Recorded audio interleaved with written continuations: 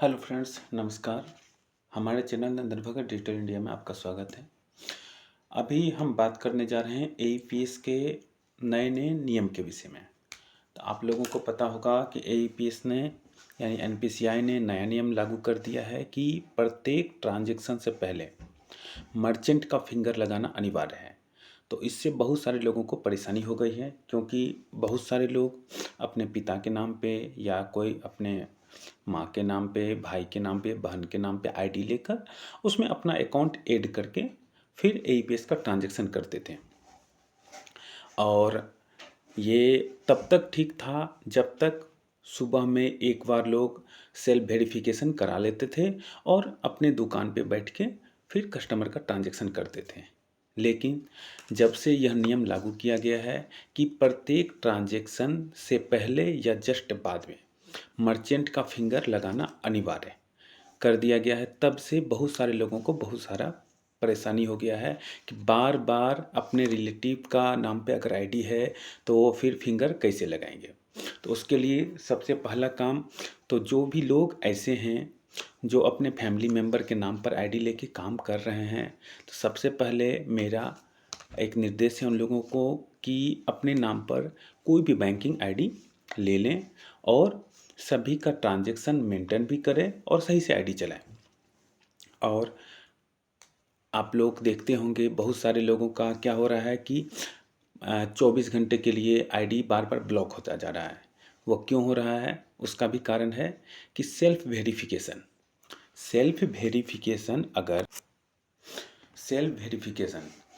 अगर 3 बार फेल हो जाता है, यानी आप सेल्फ वेरीफाई कर रहे हैं मॉर्निंग में और बार बार फेल हो रहा है, तो 3 बार से ज़्यादा अगर आप अपना सेल्फ वेरिफिकेशन करते हैं और वो फेल होता है, तो एनपीसीआई की तरफ से यानी आरबीआई का ही भी नया गाइडलाइन है कि वो 24 घंटे के लिए एईपीएस सर्विस आपका ब्लॉक हो जाएगा, यानी विड्रॉल आप नहीं कर पाएंगे, बाकी कस्टमर का आप बैलेंस इंक्वायरी कर पाएंगे। तो मेरी बातों को आप ध्यान से सुने ताकि आपके लिए फ़ायदेमंद होगा। और जो भी ट्रांजैक्शन आप करते हैं, ट्रांजैक्शन का रजिस्टर मेंटेन करना अनिवार्य है। अगर आप रजिस्टर मेंटेन नहीं करते हैं तो भविष्य में कभी भी अगर बैंक से चेकिंग के लिए आ जाए, ऑडिट के लिए आ जाए या कोई फ्रॉड केस भी आ जाए, कोई कस्टमर ने आपसे पैसा ले लिया निकासी करवा के, उनका आप डिटेल नहीं रखे हैं और वो कंप्लेन डाल देता है आपके नाम पर कस्टमर केयर में या बैंक में जाके कि आपने उनको पैसा नहीं दिया है, तो आपसे वो पैसा वसूल किया जाएगा, क्योंकि आपके पास कोई सबूत है ही नहीं। सबूत नहीं है। अगर आपके पास कोई सबूत रहता है कि आपने ट्रांजैक्शन करके ग्राहक को पैसे दे दिए हैं, उसका डिटेल अगर आप रखते हैं, तो भविष्य में आपको इस प्रकार की कोई समस्या नहीं होगी। क्योंकि एईपीएस के कड़े नियम के कारण बहुत सारे लोगों को ये भी लग रहा होगा कहीं एईपीएस बंद तो नहीं हो गया। बंद तो हो नहीं जाएगा, नहीं, एईपीएस अभी बंद नहीं हो जाएगा, लेकिन नियम और धीरे धीरे सख्त होता जाएगा। यानी अब एईपीएस चलाना इतना आसान नहीं रहा। एक शायरी है कि ये इश्क नहीं आसा, एक आग का दरिया है और डूब कर जाना है। यानी अब एईपीएस पहले जैसा आसान नहीं रहा। किसी के नाम पे भी आईडी लिया और फटाफट ट्रांजैक्शन स्टार्ट कर दिया, और कभी भी कोई भी कंप्लेन हो जाए तो फिर प्रॉब्लम होता था, सबको प्रॉब्लम होता था।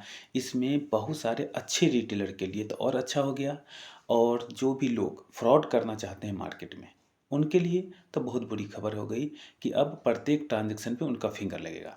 लेकिन फ्रॉड अभी भी हो रहा है, अभी भी हो रहा है। इतना कड़ा नियम लागू करने के बावजूद भी बहुत सारे फ्रॉड केस अभी भी आ रहे हैं। तो वो कैसे होते हैं कि लोगों का फिंगर को क्लोन करके रख लिया जाता है और किसी न किसी के नाम पर आईडी लेके लोग लोभ में अपना यूजर पासवर्ड किसी भी व्यक्ति को दे देते हैं और उससे वो ट्रांजैक्शन करता है। तो लेकिन अब यह आसान नहीं रहेगा, क्योंकि जिसके नाम पे भी आईडी है उसमें फिंगर का जो टाइमिंग होता है मात्र 10 सेकेंड, 15 सेकेंड या 1-2 मिनट का टाइमिंग होता है, जिसमें कस्टमर का फिंगर लगाने के बाद रिटेलर का भी फिंगर लगाना अनिवार्य कर दिया गया है। इस तरीके से ट्रांजैक्शन पे बहुत ज़्यादा लगाम तो लगेगा ही और फ्रॉड होने की संभावना ना के बराबर होगी। फिर भी अगर फ्रॉड हो रहा है तो इसमें आप सावधानी बरतें। कोई भी ग्राहक का पैसा आप निकासी करते हैं उसका रजिस्टर मेंटेन करें। रजिस्टर अगर लोगों को उपलब्ध नहीं हो तो अपने आसपास से जो भी बड़ा एक डायरी ले लें, उसमें ग्राहक का आधार नंबर, मोबाइल नंबर, आधार नंबर पूरा लिख लें या लास्ट का 4 अंक नोट करके रख लें और मोबाइल नंबर, कितना अमाउंट निकासी किया है वो, कितना पैसा बच गया, आपने जितना पैसा निकासी किया उसके बाद कितना अमाउंट उसके खाते में बच गया वो भी नोट कर लें और लास्ट में ग्राहक का सिग्नेचर भी करा कर रख लें ताकि भविष्य में आपको कोई समस्या नहीं होगी और कोई प्रॉब्लम होता भी तो ग्राहक का कॉन्टैक्ट नंबर भी हो ताकि आप उनसे संपर्क भी कर सकें। और रजिस्टर के लिए आप लोगों के लिए हम रजिस्टर मंगा के रखे हुए हैं। ये देखिए ट्रांजैक्शन करने के लिए बढ़िया है कैश ट्रांजैक्शन।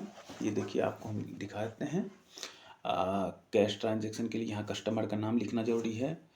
यहाँ पे ऑप्शन दिया हुआ है अकाउंट नंबर या आधार नंबर। अकाउंट नंबर के स्थान पे आप आधार नंबर लिख के रखें और रेफरेंस नंबर उसका लिखें या कॉन्टैक्ट नंबर लिख लें। कितना रुपया निकासी हुआ है वो लिखें। अगर कोई आपसे ट्रांसफ़र कराया है तो उसका भी पूरा डिटेल रखें। बहुत सारे लोग ये भी कर रहे हैं कि मनी ट्रांसफ़र के लिए कोई भी ग्राहक आता है तो लोग फ़ोनपे यानी किसी भी यूपीआई का, फ़ोनपे, गूगल पे, पेटीएम, किसी भी यूपीआई का इस्तेमाल करते हैं। कृपया ऐसा नहीं करें क्योंकि अगर कोई भी फ्रॉड का पैसा होता है, फ्रॉड का पैसा होता है यानी आपको किसी ने 1 लाख 2 लाख 5 लाख रुपया दिया और कह दिया किसी भी ऐसे अकाउंट में भेजे जिसको आप नहीं जानते हैं और भेजने वाले का भी डिटेल आप नहीं रखते हैं, तो इसमें कभी भी कोई भी क्राइम होने पर फिर आपसे सवाल किया जाएगा कि आपने जिसको पैसा भेजा है उसे आप जानते हैं कि नहीं जानते हैं, किसने पैसा भिजवाया, उसका डिटेल रखना अनिवार्य है। नहीं तो भविष्य में बहुत सारे प्रॉब्लमों का सामना आपको करना पड़ सकता है। तो इन सब छोटी छोटी बातों का ध्यान रखें और आप अपनी आमदनी माइक्रो एटीएम से भी ट्रांजैक्शन करके बढ़ा सकते हैं। जैसे स्पाइस का है, पे नियर बाय का, नोवो पे का, फिनो बैंक का, को सभी का आप माइक्रो एटीएम से भी ट्रांजैक्शन कर सकते हैं। प्रत्येक ट्रांजैक्शन में अच्छा कमीशन भी मिलता है यानी मैक्सिमम 10 रुपया भी मिलता है। बहुत सारी कंपनियां मार्केट में एईपीएस का काम कर रही है और ज़्यादा कमीशन भी प्रोवाइड करती है। कृपया उनके चक्कर में नहीं पड़े, नहीं तो पता चलेगा ज़्यादा कमीशन कमाने के चक्कर में जो आपका मूलधन है, जो आपने विड्रॉल करा, वो भी गया काम से। तो इन सब बातों का ध्यान रखें। धन्यवाद।